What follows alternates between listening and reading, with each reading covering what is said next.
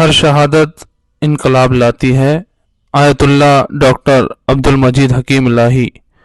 بتا دیں سید نگلی منگلوار رات دلی استھت ایرانی کلچر ہاؤس سے ایران کے سپریم لیڈر آیت اللہ شہید سید علی خامنئی کے نمائندے آیت اللہ ڈاکٹر عبد المجید حکیم الہی سید نگلی نگر پنچایت میں تشریف لائے، جن سے ملنے کے لیے ہزاروں کی سنکھیا میں لوگ موجود تھے۔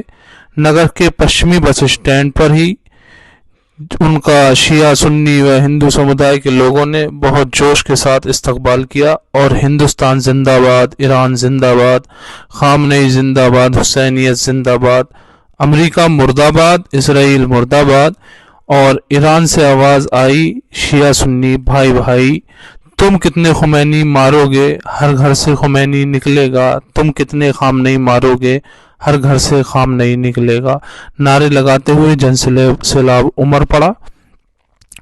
اور محلہ سادات کے امام بارگاہ دادے والے میں شہید خامنئی کے سلسلے میں ایک اصالہ ثواب کی مجلس ہوئی۔ اس میں مرثیہ خوانی ڈاکٹر لئیق حیدر اور ان کے ہمنوا حضرات نے کی۔ مجلس کو ایران کے نمائندے آیت اللہ ڈاکٹر عبد المجید حکیم الہی نے خطاب کرتے ہوئے کہا کہ ایران کبھی بھی کسی ظالم کے آگے نہ جھکا ہے اور نہ ڈرا ہے۔ آج دنیا ایران کے مرتبے کو سمجھ گئی۔ ایران کی جیت حق کی اور ایمان کی ہے اور مظلوموں کی جیت ہے۔ ظالم امریکہ نے سوچا تھا ایران کے سپریم لیڈر آیت اللہ خامنئی صاحب کو شہید کرنے کے بعد ایران کمزور ہو جائے گا، مگر ایسا نہیں ہوا۔ آج ساری دنیا نے خامنئی کے چاہنے والوں موجود ہیں۔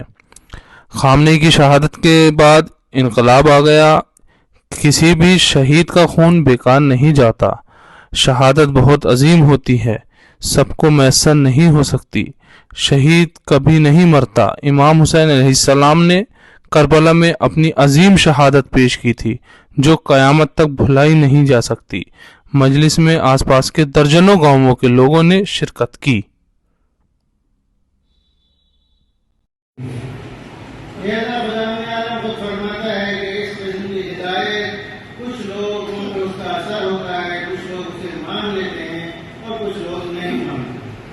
There is intermediate between guidance and ourselves. اس طرح کی گائیڈنس کے درمیان ایک بیچ میں ایک واسطہ ہوتا ہے ہمارے اور گائیڈنس کے درمیان۔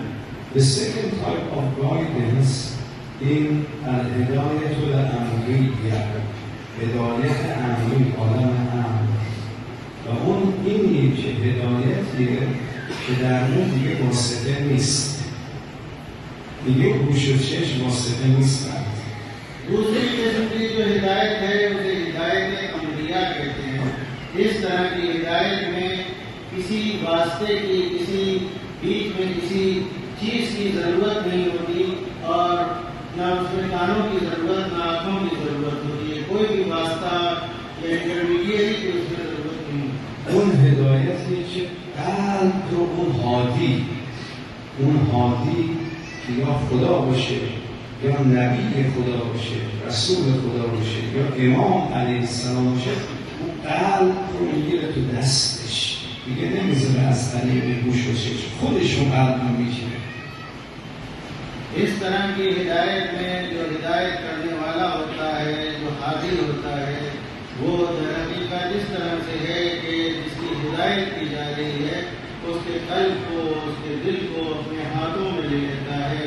در حقیقت مستقیم بغیر کسی واسطے کے اس کی ہدایت ہوتی ہے، چاہے وہ خدا کی جانب سے ہو، چاہے اس کے نبی اور رسول کی جانب سے ہو، چاہے امام کی جانب سے ہو۔ وجود مقدس پیامبر اسلام، وجود نازنین امیر المؤمنین، وجود مقدس سید الشهدا علیه السلام دو دسته افراد داشتن.